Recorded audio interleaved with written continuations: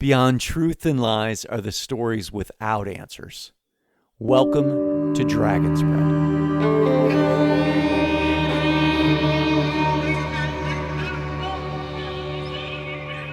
Wondering what's really out there. It's part of the human experience to wrestle this question of whether we're alone in the universe or not. But what if the tables were turned and instead of wondering, what's really out there was coming to see you? This is Sev Tok's story.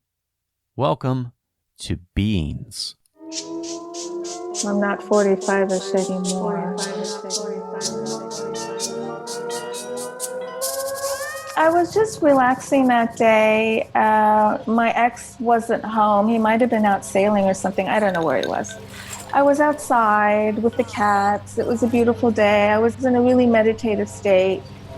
Some pictures of the sky. And then I came inside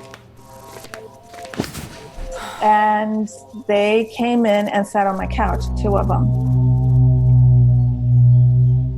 They look like they could have been about 8 feet tall. And I'm blinking like, wow. It's like these swirling kaleidoscope beams of light, different shades of light blue, silver, and then every now and then like there'd be just like a glow of a spring green, similar to how the characters looked in the movie Avatar.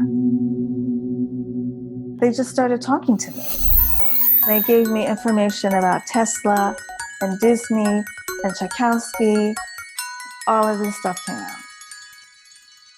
So is there a telepathic thing going on? How are you communicating? Oh, yeah. Yeah, telepathically. Okay. What do they sound like in your head? Oh. It was neutral, but I felt nourished. It was just love was pouring out of them. They said that those 3 humans were in contact with them too, and that a lot of very successful people are in contact, and that Disney had met Tesla, and that when you listen to Tchaikovsky music, it's written in such a way that when you listen to it, the energy comes inside of you and it helps you activate your potential and it activates your DNA. And so it's no coincidence that Disney's Fantasia had Tchaikovsky music in it. You didn't ask them any questions? They just start unloading all this stuff on you? Like, here's this information? Yeah. So then they get up and leave? You watch them leave? They just kind of disappeared. Just kind of like. From my childhood up until now, I was always feeling entities. I'm 10. I'm in 5th grade, I think. Crofton, Maryland. It's a Washington, D.C. suburb.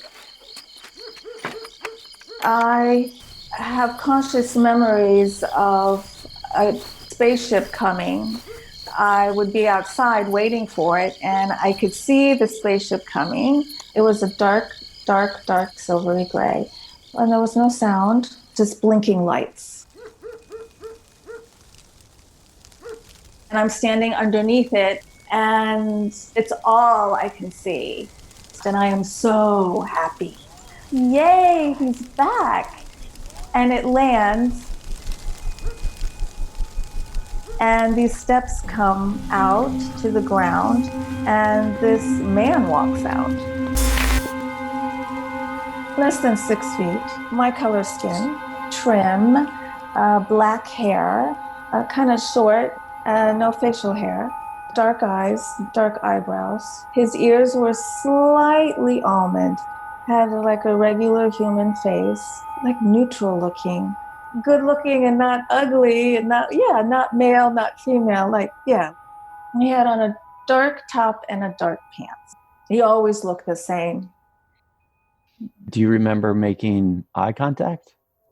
I just have memories of the feelings, which is he was just like a big brother checking up on their little sister, making sure that they're okay. So it would happen while I was resting at night. And when I would come to in my room, I would be shocked, instant, full on, alert, like I was dropped into my room. And then I would just tell myself, just forget about it. It's time to get dressed and go to school.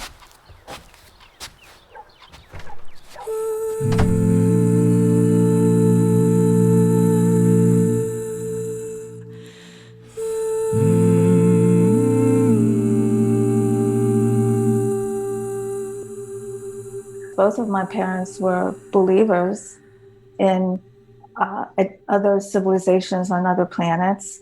They taught me how to meditate in 5th grade. They were very open-minded. They were very forward-thinking. I could have easily gone to them, but there was just something inside of me that felt like this is just my personal experience, not to be shared at all with anybody. It's my mom and my dad and my sister. And my sister is a little less than 2 years younger. And we're a really tight family. I was born in Istanbul, Turkey, and both of my parents Turkish. And both of my parents are very creative. My father was a professional photographer. And my mother was a dress designer and had her own private clientele. My parents got involved in this spiritual group for a couple of years and then they quit. Some things started happening that didn't feel aligned. It still exists. It's called Eckankla. And this is what the path of Ek is all about. Walking the path to God. Even more, it's about walking your path to God. Because your path is not my path, and my path is not yours. But that's okay, because when God made you, He made a unique being. Well, it's probably the reason that my parents came to America in the first place, the ability to think freely and having the freedom to express it. And so we were encouraged to not hold back, talk about any idea that we had. We were also encouraged to be very creative, and they just created an environment where we could say anything we wanted to say and express our feelings, and we were not shut down. The next experiences are just really unusual, out-of-the-body astral travels that I would have when I was in bed, again in 5th and 6th grade. And just the continuation of that alien in a spacecraft that just kept visiting me until I was 12. And I do remember the very last visit. I don't remember being on the spaceship. I could have been. I remember standing on the ground. There's kids next to me. They're about my height, so I'm assuming they're about my age. And we're all kind of standing in a straight line looking at this spaceship that is slowly just flying away. And I have the realization of sadness. I'm thinking to myself, oh no, he's leaving.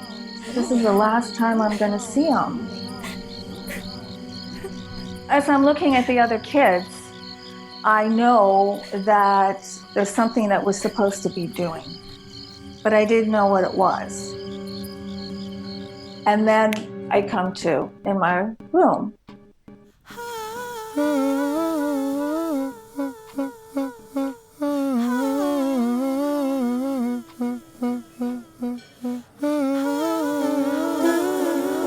I usually was the only kid whenever my parents would have dinner parties. I was always at the adult table listening to the adults. And I was allowed to sit there and hear their discussions. At the time, I didn't realize it, but it was really a pretty high-level talk about spiritual expansion and awareness and who are we and what's reality. We would meditate at home we had a walk-in closet, and we would take turns going into the walk-in closet.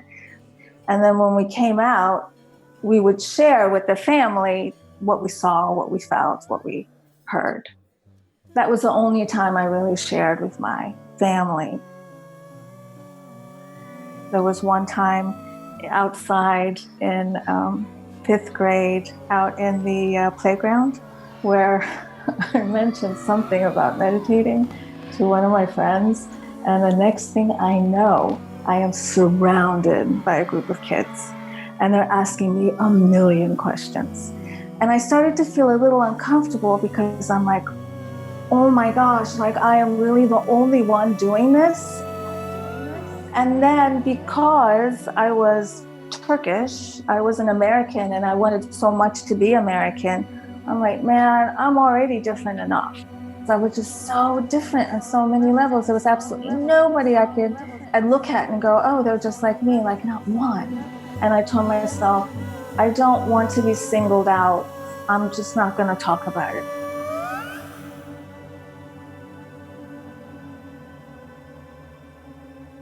Well, the first time it was validated to me was in my late 20s, so it was out of college. The validation that I was talking to a dead person. Do you want me to skip all the way up to that?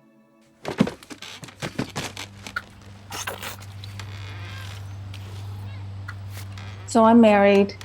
I'm at my house. He's at work. What was I doing for a living? I was a jewelry designer. I decided not to go to medical school. I had an internship. I was pretty happy. So it's a summer afternoon, and I'm sitting on my back deck. I'm in a lounge chair. I'm in my bathing suit because I'm getting some sun, and I'm really relaxed with my eyes closed. And then all of a sudden, in my third eye is this man's face. His eyes are open. He's looking right at me, and he says his name. And this little voice says, go to the obituary. And I'm thinking, oh gosh, I've lost it. So I went inside and I looked at the obituary, and there was his name. He had died. My husband at the time comes home, and I tell him, all he says is, don't read the obituaries. I'm freaked out.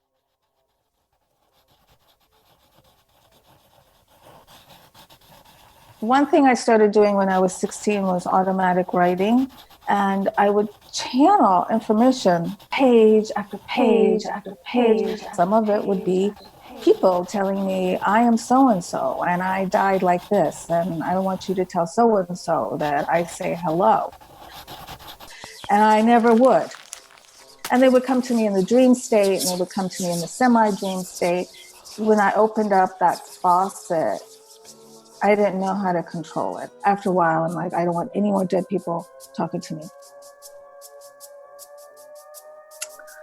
Oh, how old. I'm so bad with going back in my timeline with dates and ages and things. Oh, gosh. I'm in Maryland. I meet my next husband, and we get married, and I'm really happy. It's good, it's fun, there's a lot of travel, there's a lot of friends, there's a lot of parties.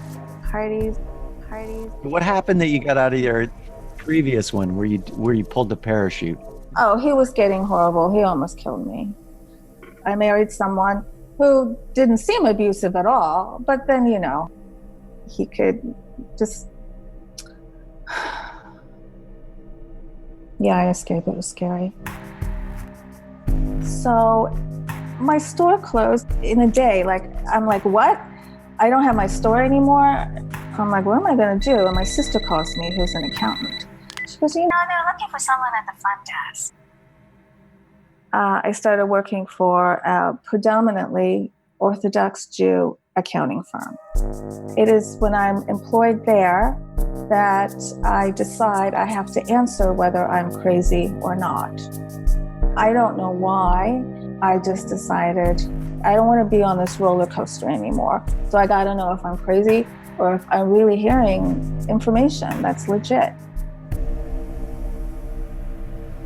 I don't go to psychics. I don't go to mediums because I was extremely suspicious.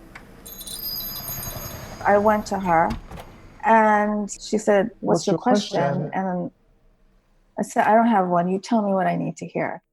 But I did have a question. It was, am I crazy or am I not? And she's like, okay. Well, you should be doing what I'm doing. You can hear, feel, and see information really well. And then she says to me, tell me where I'm going to move. And I said, oh, you mean you're going to tell me where I'm going to move? She goes, no, you're going to tell me where I'm going to move. I'm like, okay, all right. So I closed my eyes. I described to her what I saw. And she goes, yep, that's where I'm moving to. I left. I was like, wow, this is real. I'm not insane.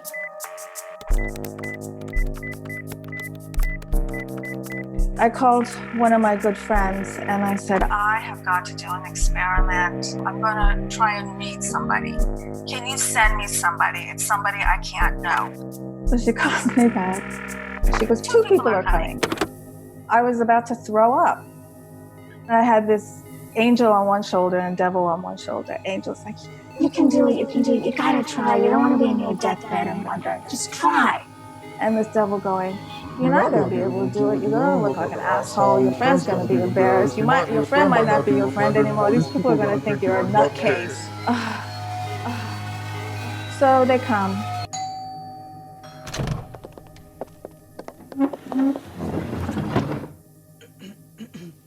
I send one upstairs, and then I give a reading to one.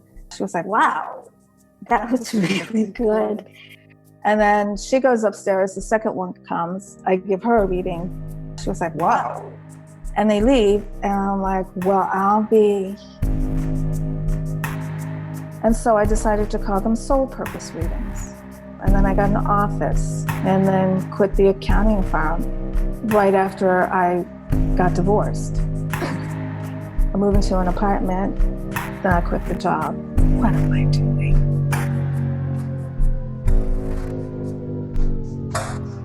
So when I moved in, I was in the front yard, and the guy who lives beneath me came up and introduced himself.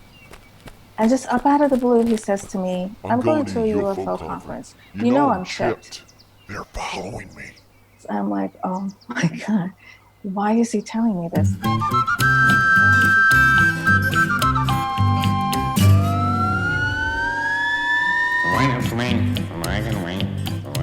I live in a secluded area, lots of trees, just down a hill. I'm very happy. I'm rejoicing in my freedom. At the same time, completely brokenhearted and very, very sad. Also pissed that I'm divorced for the second time. But overall, very optimistic. I'm starting to step out of the victim vibe, so I started really deep introspection. And then I start having conscious memories of ETs when I'm alone in that apartment. So the first one was, I was in a dark room and I was standing in front of a tube. And the tube is a little taller than I am, about as wide as I am. And in this tube is floating a baby. I intuitively know it's a boy. Its eyes are open, and they are the bluest eyes I have ever seen in my entire life. And then I feel there's something behind me, so I turn around and there's 3 grays, tall, medium, and short. And they were saying, oh, take your time, take all the time you need, it's okay. And I turn around and I look at this baby in the tube, I'm like, I don't understand what's happening. I felt absolutely nothing for it. And then, ding, I'm back to 3D reality. And I'm like, okay, just keep it to yourself.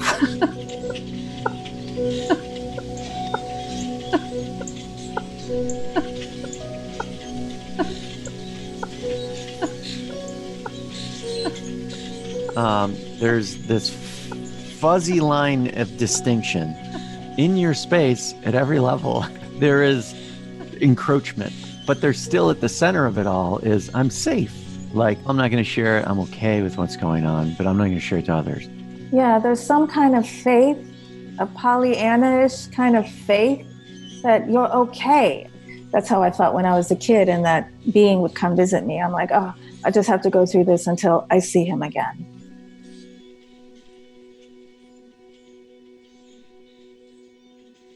I'm not 45-ish anymore, like I'm very early 50s, 51, 52, something like that. This was November 2016. I met and I moved to Capitol Hill, Washington, D.C. He calls me just up out of the blue and says, oh, I have to go to White Sands, New Mexico. Why don't you meet me in El Paso? I'll take you to White Sands, and then I'll take you to Roswell. I'm like, yeah, do it. So we went to White Sands, to the White Sands Missile Range, which was a horrible place. Then we drove to Roswell. And we went to the museum, and then we went to the hotel. I'm relaxing on the bed watching TV, and he's in the bathroom. And I'm thinking to myself, I wish that show People of Earth would come on. So he comes out of the bathroom, and I just stop the TV on a commercial. And then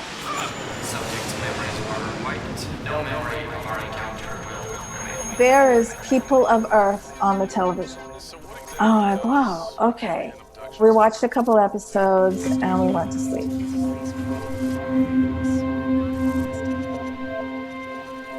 Well, in the middle of the night, my eyes popped open. It was pitch black.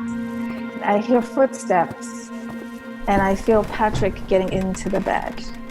And I said to myself, why was Patrick sitting on the couch? Was it because of the aliens? And I went back to sleep. And I get up in the morning, these memories just downloading. I was with a group of Grays. We were sitting at a table. We were kind of having a conference, information about the hybridization program. Then we were talking about a book.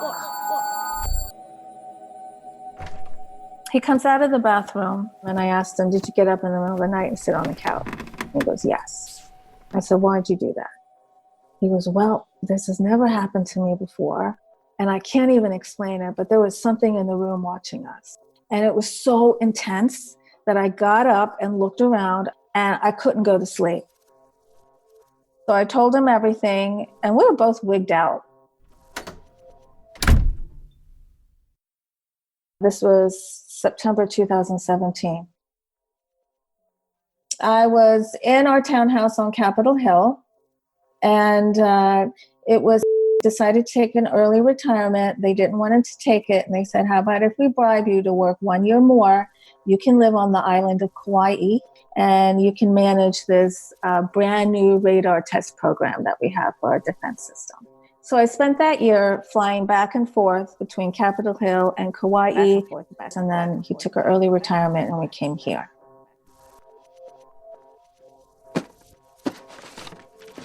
So we had just moved here on the inner banks of North Carolina. It was my second night here, and I'm in the kitchen and I'm unpacking dishes. And it felt like something bit my butt, and it really hurt. So I yelled over to Patrick, Patrick, I think something bit my butt. Will you look at it? So I walk over to the living room and I bend over, and he's not saying anything. He took a picture, and there's a freaking red X. 9 perfect little round circles. Looked like it was burned into me, like I was branded. He was stunned. So we look at each other, and I'm like, let's just forget about it. Let's just forget about it. Let's just forget about it. Let's just forget about it. And then 9 days later, like I was dropped into another reality. I'm fully alert. I start seeing the memory. I was on a hospital type bed in this room that was barely furnished. I was lying on my side, on my right side, and I couldn't move my arms and I couldn't move my legs, but I felt something behind me. So I turned around, and right just a couple inches from my face is a gray doing something to my back. We locked eyes. It's a short being, 3 to 4 feet tall, no clothes, no skin, tannish, grayish, and it has gigantic eyes that are slanted and they're black. Just 2 little holes for a nose and just the tiniest slit of a mouth. This time there was no communication, absolutely nothing. And I was scared to death. And then I'm in my room. So I go downstairs and I'm sleeping. Then I'm waiting. And then I remember something else. I was on the moon. So he comes downstairs. I ask him, will you look at my butt again? He goes, yeah, there's another X. And I start to cry out of frustration. And I said, I need help. He says, how can I help you? It's just like everything, you're just existing in this funnel and you don't know anything anymore. Nothing.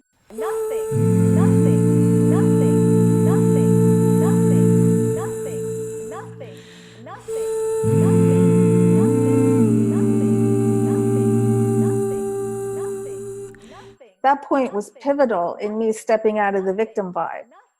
That's when I learned, oh, they're not doing anything to me against my will. This is all in accordance with my will.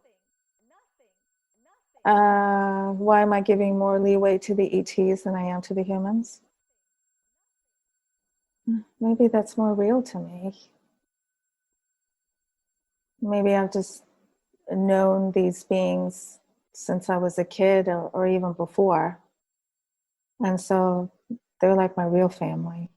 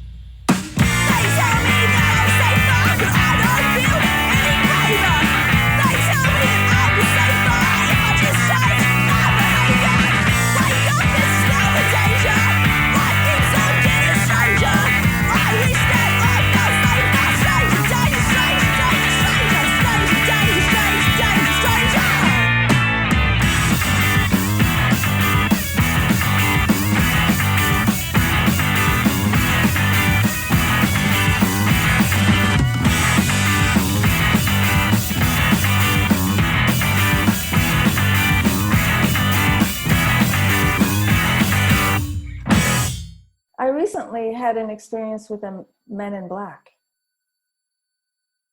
Yeah. Okay. So tell me about it. Well. Thanks to Pinch Points for the feature track Stranger Danger. You can visit them by clicking the album art on our episode page at tooeyarts.com. That's TOOWI arts.com, or go to pinchpoints.bandcamp.com. Thanks to Artless artists Skygaze, Spearfisher, Ofer Karen, Alon Peretz, and Evolve for their contributions.